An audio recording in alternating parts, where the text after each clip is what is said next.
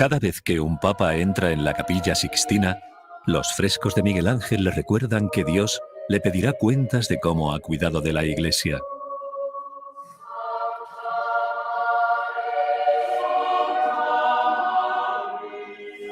Por eso, es precisamente aquí donde la Iglesia Católica celebra los cónclaves para elegir al sucesor del apóstol Pedro. Aquí entró un día Joseph Ratzinger como cardenal y de aquí salió como Papa Benedicto XVI.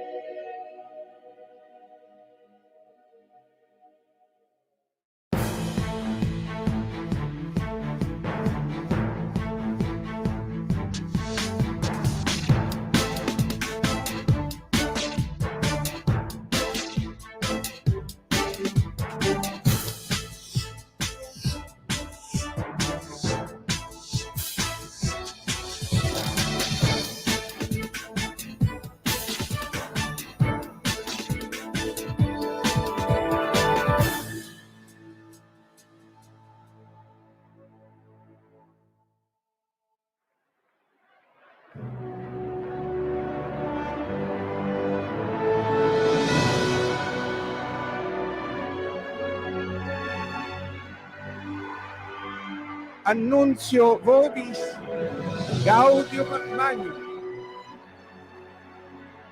Habemus papam.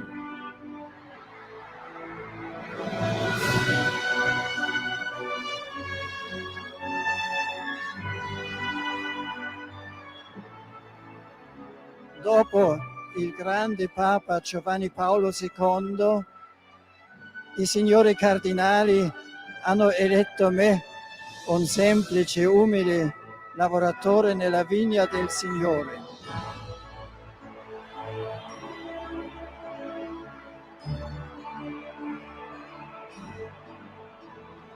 La primera decisión de un papa es escoger su nuevo nombre, que suele ya apuntar el estilo del pontificado. Ratzinger escogió Benedicto, que es también Benito, el santo del siglo VI, que con sus monasterios custodió y transmitió la cultura clásica. En aquella época el cristianismo contaba muy poco en la sociedad, pero aunque era una minoría, influyó enormemente por su pasión, su decisión y su unidad.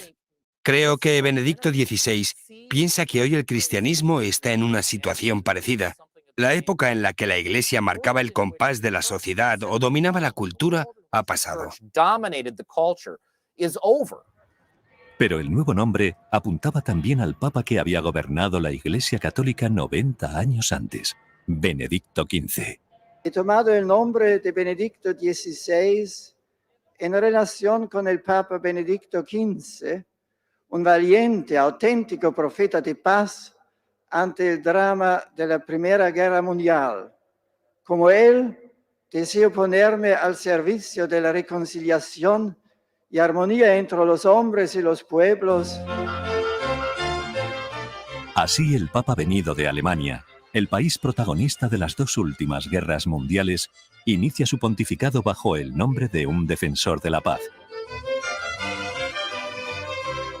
Benedicto XV advirtió a los países beligerantes que la Primera Guerra Mundial era una matanza inútil, y al final aconsejó a los vencedores que no humillasen a los vencidos, pero no le hicieron caso y las heridas de Alemania nunca llegaron a cerrarse.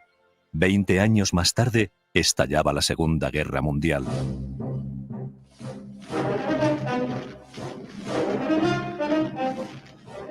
En septiembre de 1939, Hitler invade Polonia. Joseph Ratzinger tiene solo 12 años, pero por los sufrimientos de sus padres intuye que están llegando momentos difíciles.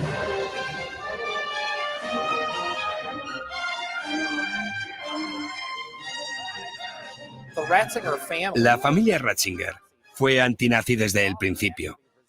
De hecho, su padre renunció antes de tiempo a su cargo en la policía para que no le obligaran a ser de los camisas pardas o del movimiento nacionalsocialista. A estas alturas, Hitler había ya silenciado casi todas las voces libres de Alemania. Quien no estaba de acuerdo con el régimen desaparecía del mapa. Luego, Intensificó la propaganda, militarizó la vida del país y obligó a todos los niños mayores de 10 años a formar parte de las juventudes hilderianas.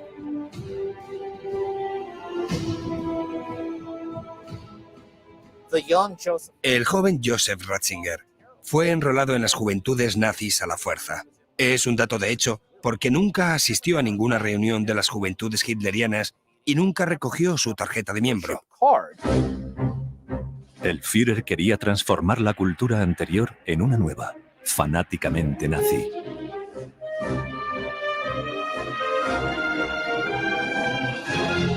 Mientras el régimen organizaba hogueras de libros y deportaba intelectuales a los campos de concentración, el joven Joseph descubrió las obras del griego clásico y la literatura latina.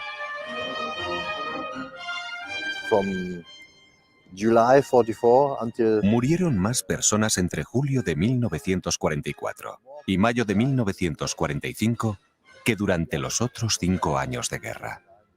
Fue una historia terrible, una movilización total. Se llevaron a ancianos y a niños, se llevaron a todos.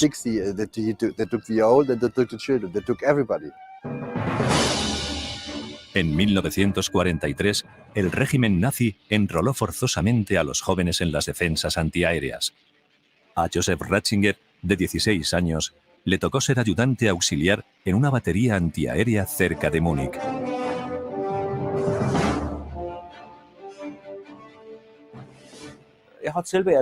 Joseph Ratzinger les dijo que de niño siempre había sido muy débil y delgado, no muy fuerte. Les dijo que solo era bueno haciendo cálculos. Parece que en algún contexto había que hacer cálculos. No podría encargarse de llevar las municiones, que eran demasiado pesadas para él. Así que realizó trabajos más ligeros. Cuando recorría Múnich, sufría al ver las vidas truncadas y las casas en ruinas. La misma desolación que vio meses después en Viena y en Salzburgo, dos ciudades que amaba por su cultura y tradición musical. Una noche en su cuartel les despertaron bruscamente y les obligaron a formar. Un oficial les llamó uno a uno y les preguntó si querían unirse voluntariamente a las SS. Joseph respondió que no, puesto que deseaba hacerse sacerdote. El oficial de las SS y algunos compañeros le insultaron y se rieron de él. Hacia el final de la guerra, Joseph decidió desertar, aún sabiendo que se arriesgaba a ser fusilado si lo descubrían. De hecho, tropezó con una patrulla, pero como llevaba un brazo vendado le dejaron marchar. Pocos meses después, los soldados aliados lo arrestaron en su casa y lo internaron en un campo de prisioneros de guerra junto a otros 50.000 exsoldados. Llevó como equipaje un bolígrafo y un cuaderno. Su distracción era escribir poesías en griego clásico. Se consolaba viendo a lo lejos la torre de la catedral de Ulm, que le recordaba la humanidad de la fe religiosa frente a la brutalidad de los últimos años. Benedicto XVI ha pasado por la experiencia de la guerra y la humillación. Y ha visto que cuando ese mundo falso se derrumba, no queda nada. Entonces te preguntas qué puedes hacer para no perder el respeto a ti mismo. Puede decirse que cuando se había destruido todo en Alemania, lo único que quedaba en pie eran las catedrales.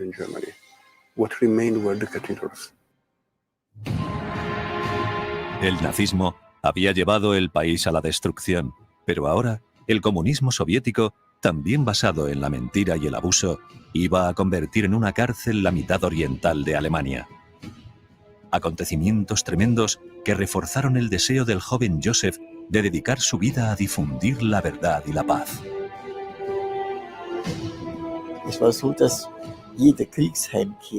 Cada soldado que regresaba del frente debía demostrar que tenía un trabajo, que estaba ayudando a reconstruir un país destrozado. El rector del seminario nos dijo: para evitar que vayáis a otros lugares lejanos donde podríais encontraros mal, ¿por qué no venís a reconstruir el seminario? Tenemos mucho trabajo para vosotros. Y mi hermano y yo ayudamos a quitar escombros y a reconstruirlo. Años que culminaron en lo que él describió como el día más importante de su vida. Era el 29 de junio de 1951, fiesta de San Pedro y San Pablo. El cardenal Faulhaber, que tanto le había impresionado por su figura solemne y su contundente oposición al nazismo, le impuso las manos y le ordenó sacerdote. Destaca enseguida por sus dotes para la enseñanza y su obispo le pide que se dedique a dar clases a los futuros sacerdotes. Al mismo tiempo, Joseph empieza a preparar el examen de habilitación para enseñar en la universidad. Se cumplía poco a poco su sueño de ser profesor, pero un contratiempo académico estuvo a punto de mandar todos sus proyectos al traste. Ratzinger presenta a la universidad un trabajo sobre San Buenaventura, pero un famoso profesor lo rechazó porque consideraba la tesis central demasiado innovadora. El rechazo significaba no poder dedicarse a la universidad. Ratzinger resolvió el problema presentando solo los capítulos menos conflictivos, tan valiosos que el tribunal los aceptó unánimemente.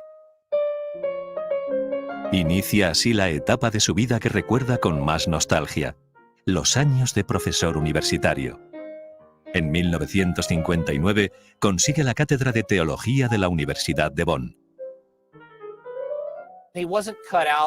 Joseph Ratzinger no estaba hecho para ser un bon vivant, un hombre de vida social. Se sentía a gusto con los libros y con la conversación intelectual. Pensaba que ahí era donde podría hacer su gran contribución. El prestigio del joven profesor llega a oídos del cardenal de Colonia, Joseph Frings, quien le llama como consejero teológico durante el Concilio Vaticano II, convocado por el Papa Juan XXIII con el deseo de abrir las ventanas para que entre aire fresco en la Iglesia. El cardenal de Colonia y Joseph Ratzinger residieron aquí, en el Colegio Austrogermánico de Roma, muy cerca de Piazza Navona. El concilio decide nombrar perito al joven teólogo. Su trabajo en uno de los grandes documentos, la Constitución dogmática sobre la Sagrada Escritura y la Revelación, le convierte en una estrella del mundo teológico. En 1965, el Papa Pablo VI clausura el concilio y la Iglesia Católica empieza a aplicarlo. Después del concilio, el Papa Pablo VI dijo que durante aquellas sesiones había conocido a dos teólogos de lengua alemana que darían mucho que hablar en el futuro. Uno era el teólogo suizo Hans Küng, el otro, el teólogo alemán Joseph Ratzinger. Tras el concilio, Ratzinger vuelve a su vida normal de profesor. Ahora enseña en la Universidad de Tübingen. Hasta esta tranquila ciudad llegan los vientos de la Revolución Estudiantil de 1968, ya extendida por toda Europa. Grupos universitarios quieren imponer sus ideas a la fuerza y llegan a impedir a los profesores la entrada en las aulas. El profesor Ratzinger piensa que este clima hace imposible el verdadero debate basado en el conocimiento de la realidad y en el respeto del otro. Le horrorizaba que la revolución se hiciera bajo el signo de la liberación, porque a él le recordaba a otra cosa. Era muy parecido a las proclamas nazis. De hecho, los padres de muchos líderes eran nazis. Era más un movimiento totalitario que de liberación.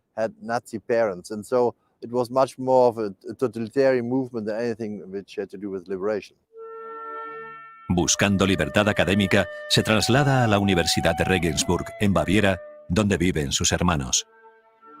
Regensburg es una hermosa ciudad a orillas del Danubio, en la que la música lo envuelve todo. Desde hace años, su hermano Georg dirige el famoso coro de niños de la catedral.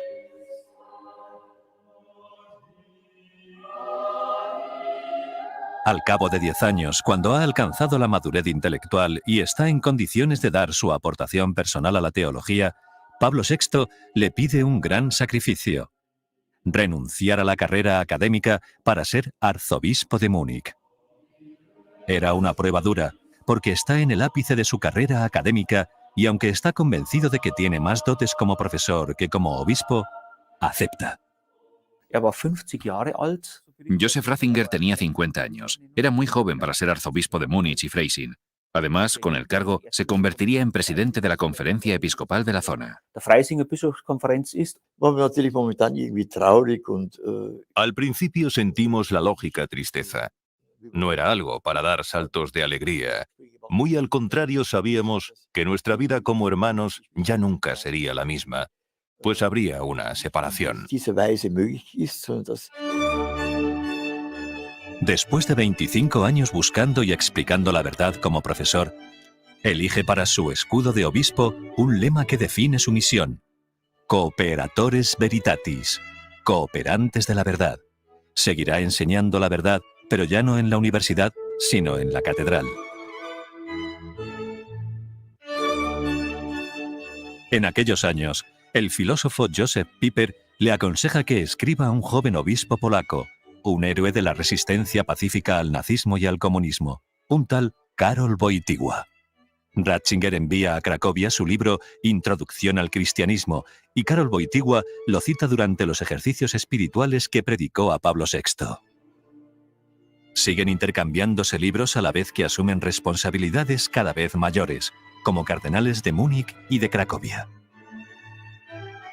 Pero su primer encuentro personal no tuvo lugar hasta el cónclave posterior a la muerte de Pablo VI en agosto de 1978.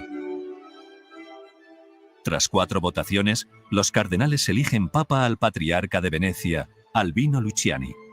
Decide llamarse Juan Pablo I en homenaje conjunto a sus 2 predecesores. El mundo le llama el Papa de la Sonrisa. Sorprende con un nuevo estilo. Por ejemplo, durante las audiencias generales, llama a los niños y les invita a hacerle preguntas. Bravo, lui e i suoi fratelli. E questo mi piace. Hai capito? Su pontificado es uno de los más breves de la historia, solo 33 días. Su muerte conmociona al mundo y a los cardenales que vuelven a la Capilla Sixtina para elegir un nuevo sucesor de Pedro. Esta vez hicieron falta 8 votaciones. Juan Pablo II venía de Polonia. Tenía 58 años. Era filósofo, joven y deportista, el papa ideal para emprender una nueva evangelización a escala mundial a través de continuos viajes. El nuevo papa llamó al arzobispo de Múnich. Quería tenerlo a su lado como prefecto de la Congregación para la Doctrina de la Fe. Ratzinger solo le pidió una cosa: que le permitiera seguir publicando libros. Juan Pablo II accedió e incluso le animó a continuar su investigación teológica personal. De su colaboración surgieron encíclicas como la Veritatis Splendor sobre la moral o la Fides et Ratio sobre la complementariedad entre la fe y la razón. Pero su trabajo como prefecto le convierte en el malo de la película. Una de las características del prefecto de la Congregación para la Doctrina de la Fe es que, por definición, se convierte en el doctor no de la Iglesia Católica. Ratzinger debe responder a los teólogos tradicionalistas que se negaban a aceptar el Concilio Vaticano II y a los predicadores de la teología de la liberación, que proponían, paradójicamente, la lucha de clases en nombre de Dios. Criticaban al cardenal Ratzinger y ahora me critican también a mí. Dicen que silenciamos a la gente, como si eso nos gustara. Nuestro trabajo es defender la doctrina católica.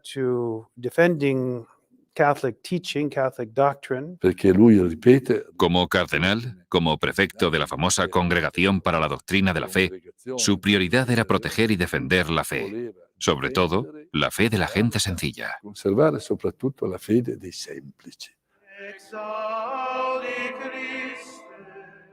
Juan Pablo II y Joseph Ratzinger emprenden la llamada purificación de la memoria, o lo que es lo mismo, piden perdón por los errores prácticos de la Iglesia Católica en el pasado.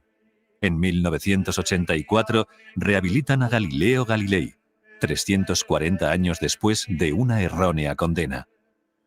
En la Cuaresma del año 2000 tuvo lugar la histórica petición de perdón por las culpas del pasado, presidida por Juan Pablo II. El cardenal Ratzinger estaba a su lado. Anche uomini di Chiesa, in nome della fede e della morale, hanno talora fatto ricorso a metodi non evangelici nel pur doloroso impegno di difesa della verità. Juan Pablo II le pide que se ocupe de las denuncias de abuso sexual por parte de sacerdotes en Estados Unidos. Ratzinger supervisa en Roma los procesos canónicos que expulsaban del sacerdocio a los culpables de los delitos. El cardenal sueña con dedicar sus últimos años al estudio de códices de la Biblioteca Vaticana y con publicar un libro sobre Jesús de Nazaret. Presenta 3 veces su dimisión a Juan Pablo II, pero el Papa la rechaza. Por eso, como cardenal decano, asumió cada vez más responsabilidad en los últimos meses y los últimos días de la vida de Juan Pablo II.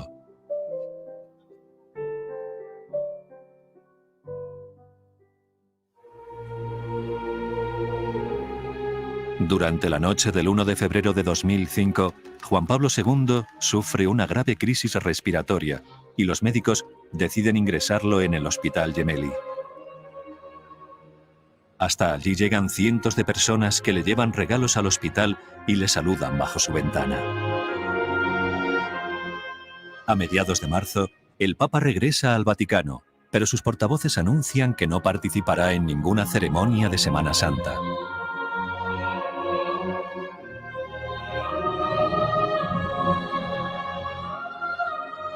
El Santo Padre pide al cardenal Joseph Ratzinger que escriba el texto del Vía Crucis del Coliseo de Roma. El Papa asiste desde su capilla en el Vaticano, abrazado a una cruz. En una de las meditaciones, Ratzinger pide perdón por los pecados de los sacerdotes católicos.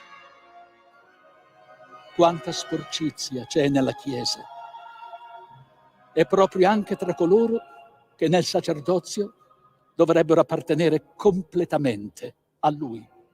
Quanta superbia, quanta autosufficienza.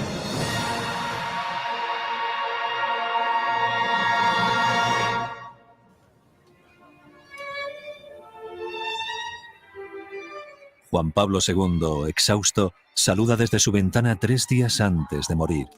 Es la última vez que el mundo le ve con vida.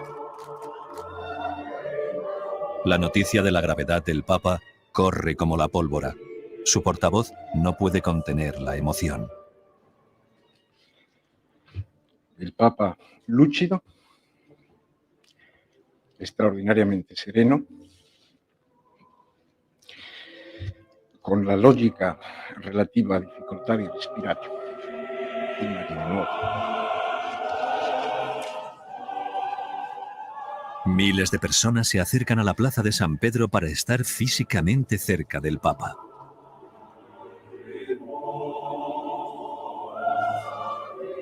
El sábado 2 de abril, mientras miles de personas rezaban el rosario en la plaza de San Pedro, el mundo recibe la noticia de la muerte del Papa. Que il nostro silenzio orante accompagni questi primi momenti dell'incontro del Santo Padre Giovanni Paolo II con Cristo nel cielo.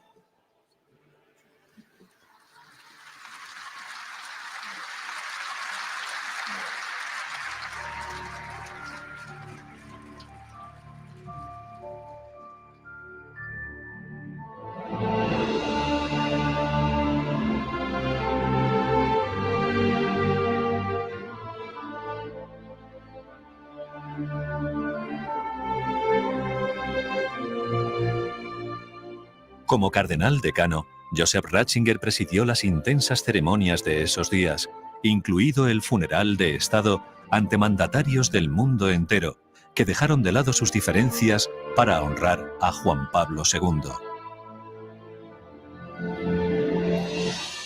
Un fuerte viento sopla en la plaza de San Pedro, como si la naturaleza quisiera también decir adiós al Papa.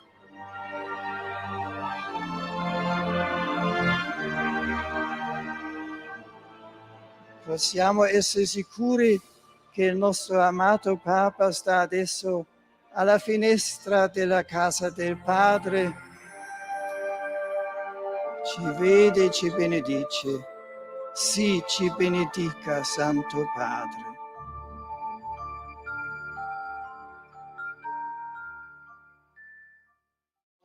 Santa Maria, Mater Dei. Pocos días más tarde, 115 cardenales entran en la Capilla Sixtina para elegir un nuevo papa. Cada uno de ellos jura sobre la Biblia que votará a quien considere mejor preparado para gobernar la Iglesia Católica. Ya antes del cónclave, algunos cardenales habían pedido a Ratzinger que, en caso de ser elegido, aceptara el cargo. Él se considera demasiado anciano y sin fuerzas para ser papa. Tiene 78 años y se tranquiliza pensando que no corre peligro, pues hay cardenales más jóvenes bien preparados para asumir esta responsabilidad. Se cierran las puertas de la Capilla Sixtina y comienzan las votaciones. Después de 3 escrutinios y 2 fumatas negras, la chimenea de la Capilla Sixtina emite un desconcertante humo gris que poco a poco se convirtió en blanco. Ich bin immer ans Telefon mitgegangen, weil es in einem Stück geläutet hat und immer wieder waren es... Yo dejé de contestar al teléfono porque sonaba y eran siempre periodistas repitiendo 1000 veces la misma pregunta. Pero la señora Hale respondió y de repente se dio cuenta de que al otro lado de la línea estaba el Santo Padre. Cuando hablé con él, me di cuenta de que no había ninguna diferencia. Nuestra relación fraterna no había cambiado. Era sencillamente mi hermano y continuamos hablando como siempre lo habíamos hecho. Su primera visita como papa no es al apartamento pontificio, sino a sus colaboradores de la Congregación de la Doctrina de la Fe, donde había trabajado durante 23 años. Le reciben con aplausos y le regalan una tarta. Ancora quasi non posso credere di stare adesso su un altro posto che si è realizzato quando il Signore ha detto a Pietro: in un tempo posteriore tu sei guidato dove non volevi andare. Ese mismo día va a su antigua casa para preparar con sus libros los primeros discursos. Allí mismo se despide de sus vecinos, casi todos cardenales, y saluda también a cientos de romanos que le esperaban para verle de cerca. Pocos días después, jefes de Estado y líderes de todo el mundo asisten a la misa de inicio del pontificado, un rito emocionante que comenzó a pocos pasos de la tumba del apóstol San Pedro, de quien se había convertido en sucesor número 264. Durante la ceremonia, recibió los símbolos del papado, el anillo del pescador para sellar los documentos pontificios y el símbolo del buen pastor, el palio de lana, esta vez idéntico al que se utilizaba en el primer milenio antes de la división de los cristianos. Il mio vero programma di governo è quello di non fare la mia volontà, di non perseguire le mie idee, ma di mettermi in ascolto con tutta quanta la Chiesa della parola e della volontà del Signore. E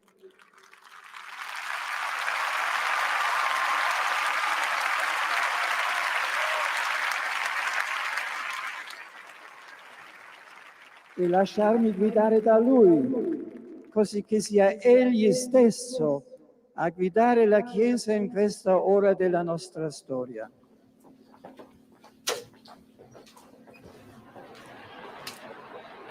Después de la misa, recibe en audiencia especial a los alemanes que habían venido a Roma y les pide que sean comprensivos con él cuando se equivoque.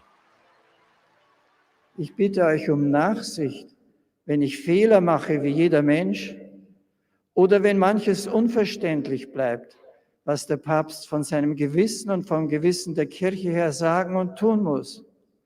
Ich bitte euch um euer Vertrauen.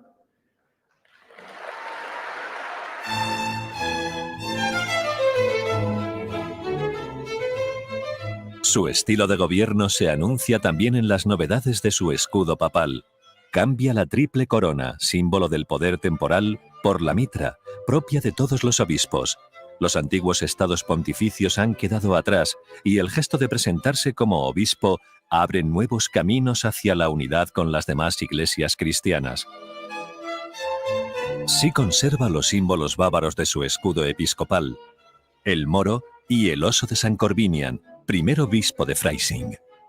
La concha es el símbolo del peregrino y de la fe. Con ella recuerda a otro amante de la verdad, San Agustín de Hipona, un personaje por el que siente una gran afinidad.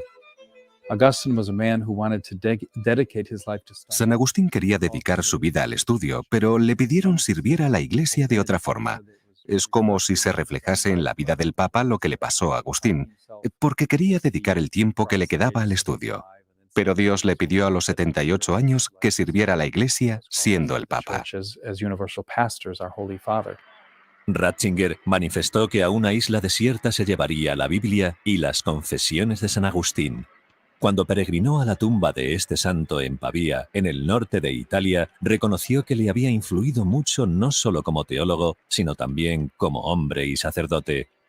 Sia la mia personale devozione e riconoscenza verso colui che tanta parte ha avuto nella mia vita di teologo e di pastore, ma direi prima ancora di uomo e di sacerdote.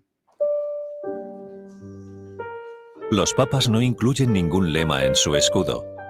Igual que Juan Pablo II, también Benedicto XVI se desprendió de aquel cooperantes de la verdad que había elegido en Múnich.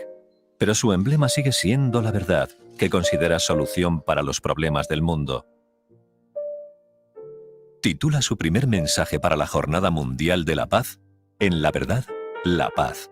Dice que la mentira es semilla del odio y que la verdad siempre favorece la paz. Sì, al Libano penso che ogni giorno al Libano c'è la santa di razza, perché realmente siamo responsabili. Ser papa es el trabajo más difícil del mundo. Benedicto XVI lo inicia cada mañana celebrando la misa en la misma capilla de sus predecesores. Ahí, antes de ponerse a trabajar, confía a Dios los problemas de la humanidad y cada una de sus prioridades. Pocas personas tienen tantas fuentes de información directa como él. Cada día recibe a jefes de Estado, obispos y otros visitantes de todo el mundo que le hablan de problemas notorios y de otros desconocidos. No son momentos solemnes, son visitas llenas de humanidad.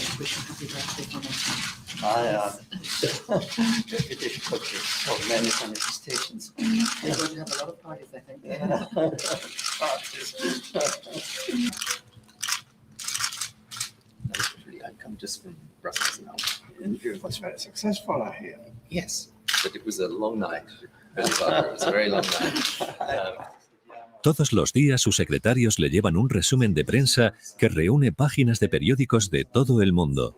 Y después de la cena, ve el informativo de televisión. Cada día prepara con el secretario de Estado, el cardenal Tarcisio Bertone, los encuentros con los poderosos del planeta. A puerta cerrada, les recuerda su responsabilidad con los más débiles de sus países, les pide más atención a las familias y mayor esfuerzo para proteger el medio ambiente. Sin embargo, tras varios años de pontificado, pocos le conocen realmente. Benedicto XVI comunica mucho mejor que cualquier otro líder religioso. Pero, sin embargo, ante los medios de comunicación, ante el mundo no católico, parece que no consigue dar lo mejor de sí. Joseph Ratzinger no es un superhéroe, no es Batman ni Superman. Puede decirse que a veces es un poco débil, que nunca reacciona rápidamente. Él siempre espera, le encanta esperar. Llegó a la sede de Pedro con 78 años, una edad en la que es todavía más difícil suceder a Juan Pablo II. Muchos dudaban que el tímido Benedicto XVI lograse entrar en sintonía con los jóvenes. La prueba de fuego iba a ser la Jornada Mundial de la Juventud convocada en Colonia, Alemania, para agosto de 2005.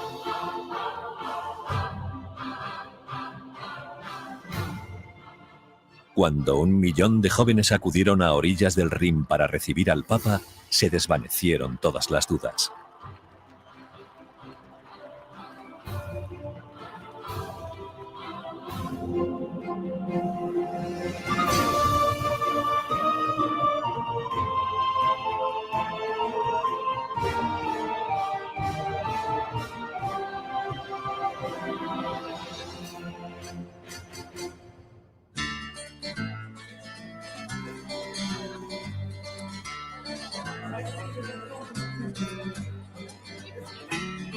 Colonia tuvo que ensancharse para acoger la multitud de peregrinos que acamparon a 30 kilómetros de la ciudad.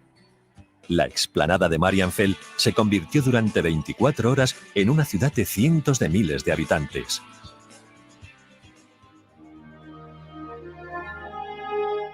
Como los antiguos peregrinos, los jóvenes pasaron la noche a la luz de las estrellas, mientras esperaban el regreso de Benedicto XVI para la misa del domingo.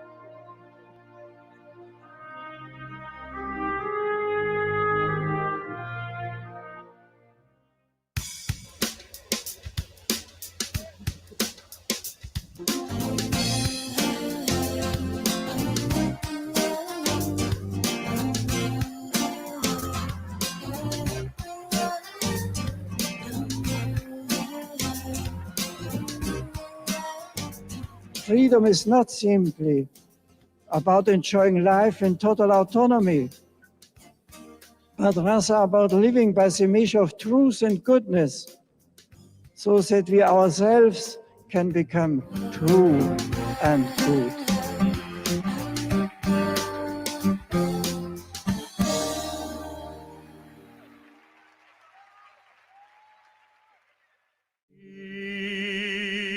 En mayo de 2006, el primer papa alemán después del nazismo recordó en el estremecedor campo de concentración de Auschwitz-Birkenau, en Polonia, a todas las víctimas del Holocausto.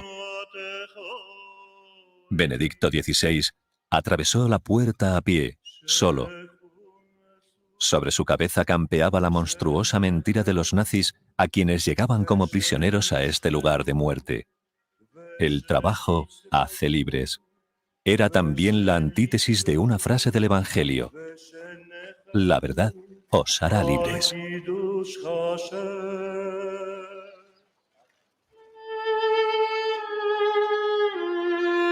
Poco después, en el inmenso campo de exterminio de Birkenau, fue rezando ante las lápidas que recuerdan el Holocausto en los principales idiomas de las víctimas, a pocos pasos de las ruinas de los hornos crematorios.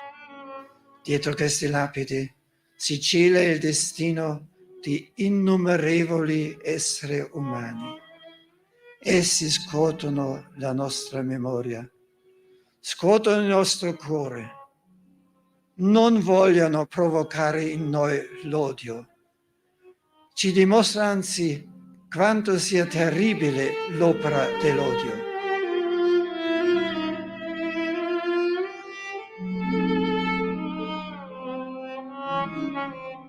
Cuando se acercaba a la última lápida, un arco iris se dibujó sobre el lugar del mayor asesinato masivo de la historia.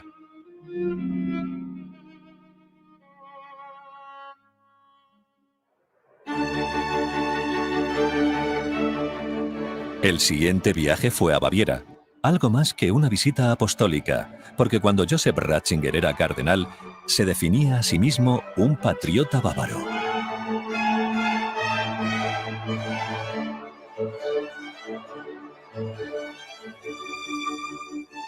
Por eso, rejuvenecía al visitar los lugares de su infancia y al escuchar las alegres canciones de su tierra natal, que presume de hermosos paisajes, la mejor cerveza, arte barroco, tecnología punta, talento musical y, sobre todo, optimismo. Benedicto XVI peregrinó al corazón católico de Baviera, al santuario de Altötting. Allí rezó a los pies de la Virgen Negra, ante la que su padre pidió que Joseph y Georg Ratzinger volvieran sanos de la Guerra Mundial. Antes de irse, el Papa dejó allí como regalo su anillo de cardenal.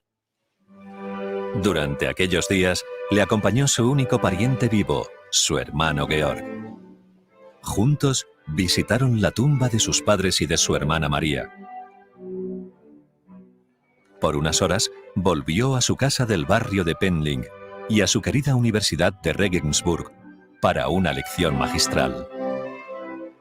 Ese retorno a las aulas sería decisivo en su pontificado. En el discurso, citó unas palabras de un emperador bizantino que ofendieron gravemente a los musulmanes.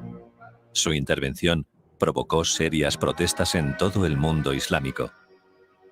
El Papa aclaró que no había querido ofender a nadie y al regreso a Roma recibió enseguida a los embajadores de los países musulmanes. La tensión siguió creciendo y algunas autoridades turcas pidieron que se cancelara el viaje de Benedicto XVI a Estambul previsto para pocos meses después.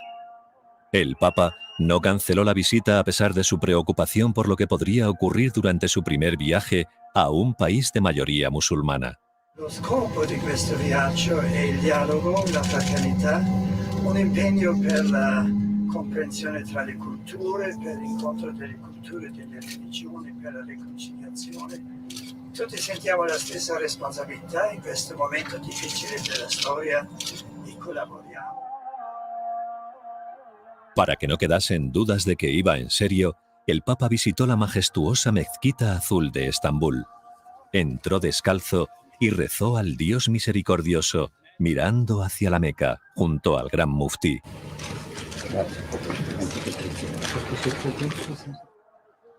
Ese gesto consiguió lo que no habían logrado sus discursos.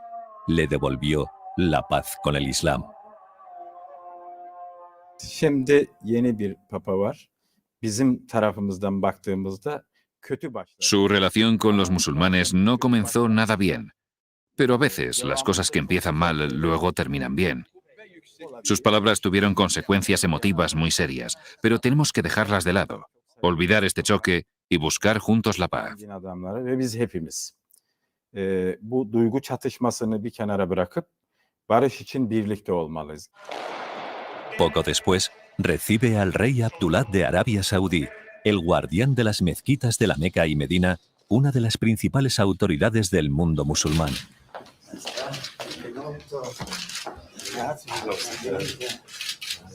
Era la primera vez que un rey de Arabia Saudí acudía a visitar a un papa, un gesto prometedor para un futuro de convivencia tranquila.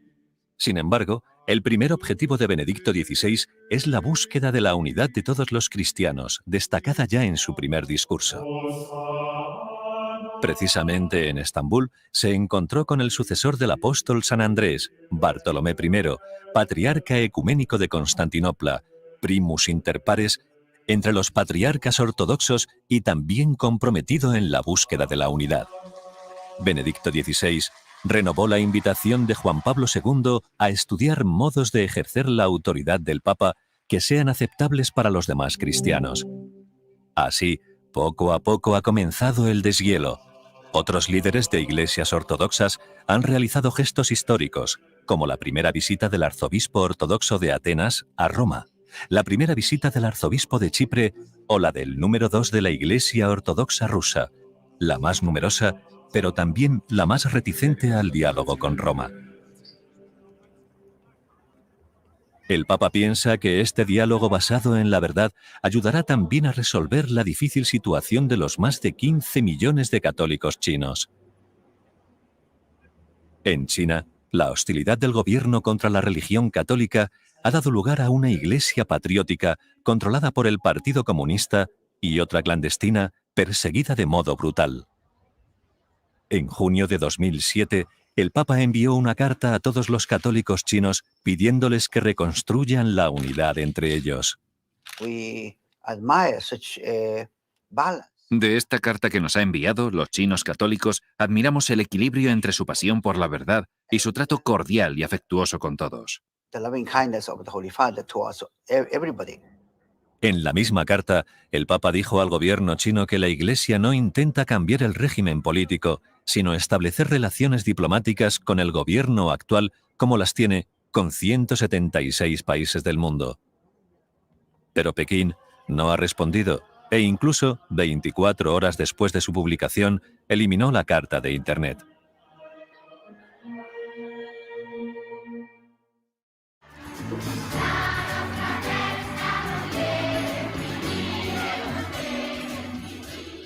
En un mundo que tacha de intolerantes a quienes proponen la verdad, Benedicto XVI enarbola la bandera del profesor y adapta su lenguaje a todos los tipos de público. Devo confessarmi tutte le volte che faccio la comunione, anche quando ho fatto gli stessi peccati. È vero, di solito i nostri peccati sono sempre gli stessi, ma facciamo pulizia delle nostre abitazioni, delle nostre camere, almeno ogni settimana, anche se la sporcizia è sempre la stessa, per aver pulito, per ricominciare. E altrimenti forse la sporcizia non si vede, ma si accumula. Una cosa simile va anche per l'anima. Ratzinger era el Darth Vader de la Iglesia Católica. Cuando entraba en una habitación podía escucharse la marcha imperial de la Guerra de las Galaxias. Era quien hacía que se respetase la disciplina de la Iglesia. Y ahora es el gran pastor, el hombre que escribe encíclicas sobre esperanza y amor. Este papa había dejado ya antes una larga estela de textos escritos que es casi infinita. Y cuando pronuncia un discurso, si después examinamos el texto, descubrimos que es coherente con todo lo anterior. Como todo intelectual, le gusta ir a los fundamentos. Dedicó sus vacaciones de verano en el norte de Italia a escribir su primera encíclica. La tituló Dios es amor. Una guía para entender la característica esencial de Dios y una invitación a ayudar a los demás mediante otro nombre del amor: la caridad.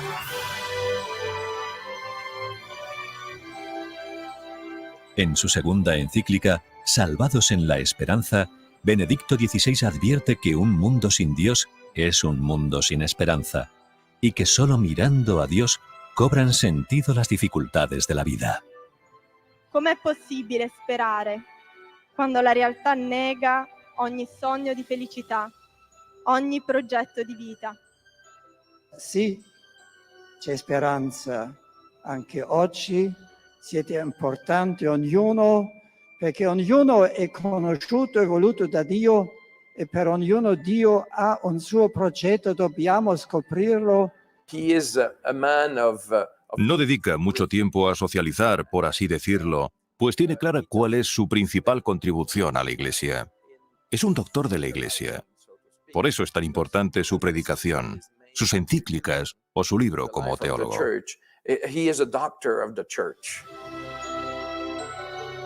Piensa que muchos problemas de la Iglesia Católica se deben a que se habla poco de Dios y sin suficiente alegría. Por eso quiere recordar al mundo que el cristianismo es sobre todo alegre y positivo. Es el mensaje de su primer libro como papa, Jesús de Nazaret, fruto de su estudio y su meditación personal para recordar al mundo el elemento esencial de los evangelios, que Jesucristo era Dios.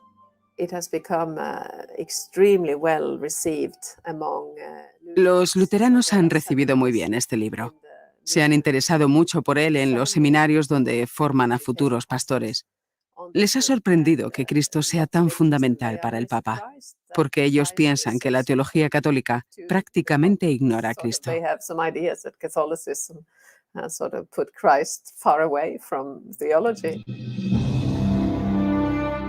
El Papa teólogo es también un Papa humano.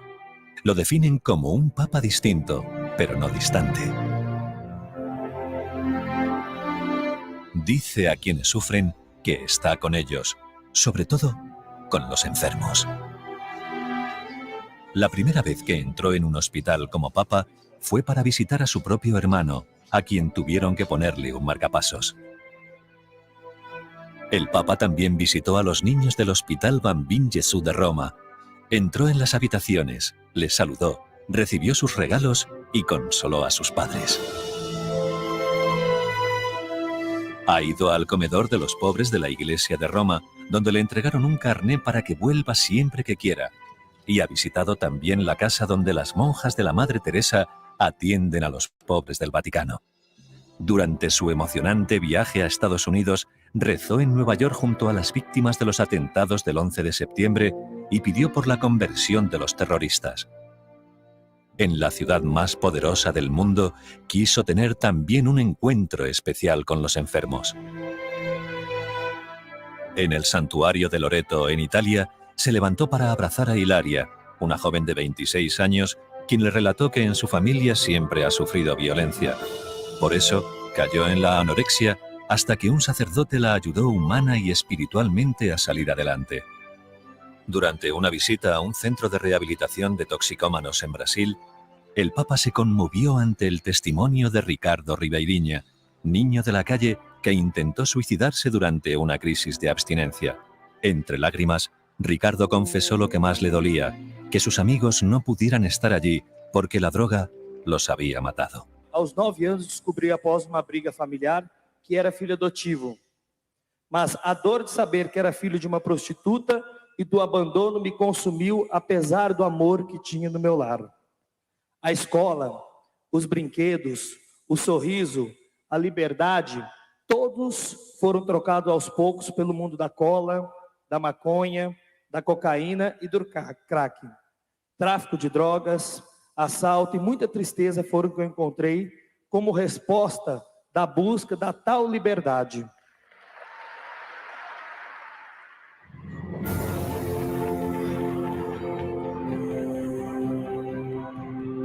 Piensa que problemas como la soledad, la droga y la marginación se previenen en la familia. Así lo recordó en Valencia, España, ante cientos de miles de personas de todo el mundo. Dijo que ayudar a las familias es una prioridad para mejorar el futuro. La familia es un bien necesario para los pueblos, un fundamento indispensable para la sociedad, es un bien insustituible para los hijos, que han de ser fruto del amor, de la donación total y generosa de los padres.